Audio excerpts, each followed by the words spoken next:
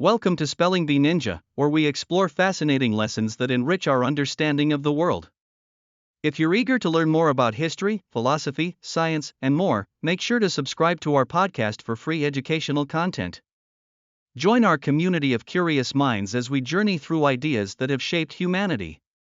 Today, we're diving into the life and philosophy of Epicurus, examining how his teachings on happiness and friendship still resonate in our modern lives.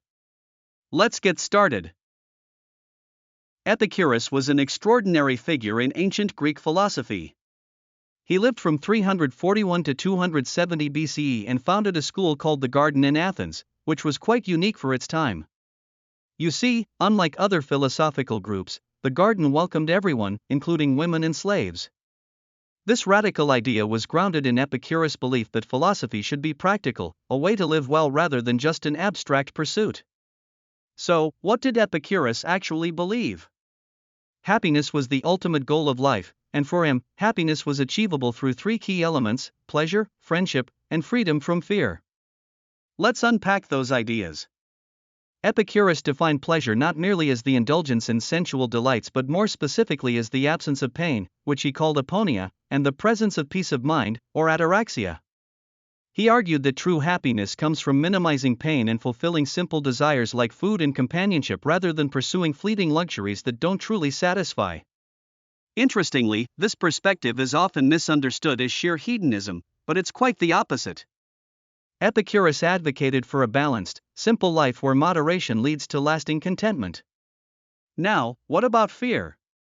Epicurus recognized that fear can be a significant barrier to happiness.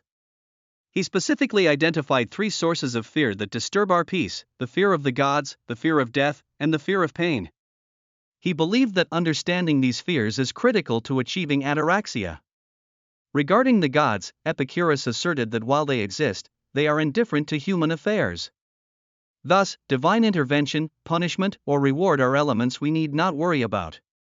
His famous stance on death is equally enlightening. He said, "Death is nothing to us."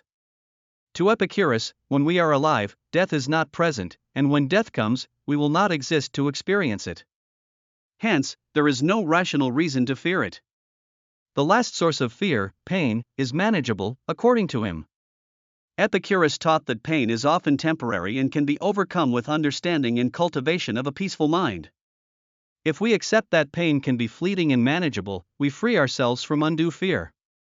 Now let's transition to the importance of friendship in Epicurean philosophy. Epicurus declared that friendship is perhaps the greatest source of joy in life. He placed immense value on strong, trusting relationships, stating, "Of all the things that wisdom provides for the happiness of a whole life, the greatest is the possession of friendship." Friendship offers safety, support, and contributes to our overall peace of mind. Friends share in both our joys and burdens, making life richer and more meaningful. It's not just about having many friends, it's about nurturing deep, reliable connections that enhance our well-being. Epicurus also emphasized the concept of moderation in pursuing pleasures.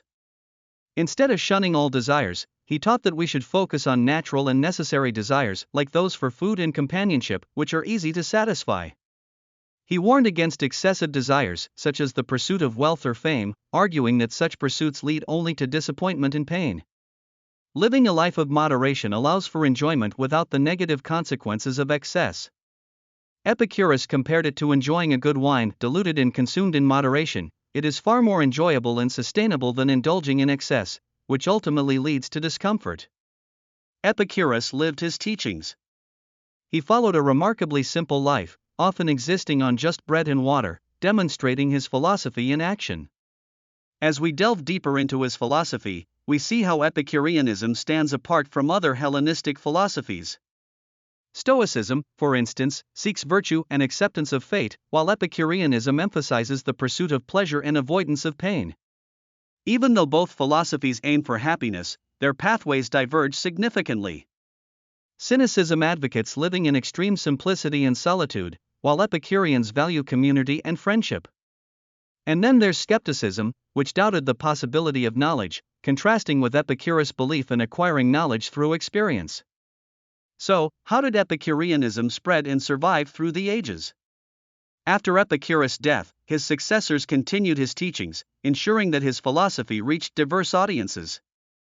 Notably, Lucretius, a Roman poet, contributed significantly to this preservation by writing a lengthy poem called On the Nature of Things, which beautifully articulated Epicurean philosophy and ensured it remained relevant. Moreover, Epicurean ideas found a home within Roman culture, influencing notable figures like poet Horace. Unfortunately, during the Middle Ages, interest in Epicurean ideas waned due to the rise of Christianity, yet his teachings remained hidden in manuscripts and resurfaced during the Renaissance, reviving interest in his ideas. Why does Epicureanism matter in our contemporary world? It resonates deeply with modern issues we face today.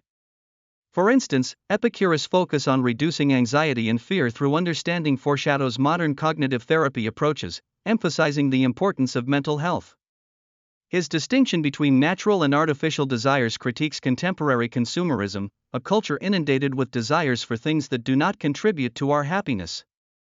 His thoughts on finding work-life balance highlight the significance of understanding our true needs versus societal pressures, echoing today's struggles with burnout. Moreover, his advocacy for simple living aligns with modern sustainability movements that favor natural fulfillment over excess. Epicurus lays a foundation for modern ethical thinking, promoting a framework centered on human well-being rather than divine command. Finally, his emphasis on the necessity of friendship and community predates and supports modern findings about the importance of social connections for both health and happiness. These teachings not only offer wisdom for personal happiness but also inform broader societal values. In summary, Epicurus taught us that true happiness can be found through the pursuit of pleasure in moderation, the cultivation of meaningful friendships, and the liberation from fear, particularly the fear of gods and death. His emphasis on simple living and community remains relevant, guiding us towards mental health, satisfaction, and work-life balance in today's fast-paced world. By understanding his philosophy, we are reminded of the importance of community, thoughtful living, and the quest for genuine joy. Thank you for joining us at Spelling Bee Ninja as we explored the inspiring philosophy of Epicurus. We hope this lesson encourages you to seek happiness, value your friendships, and approach life with a mindset of moderation. Be sure to subscribe to our podcast for more enriching discussions that help you navigate life's big questions while building your knowledge. Until next time, keep learning and growing.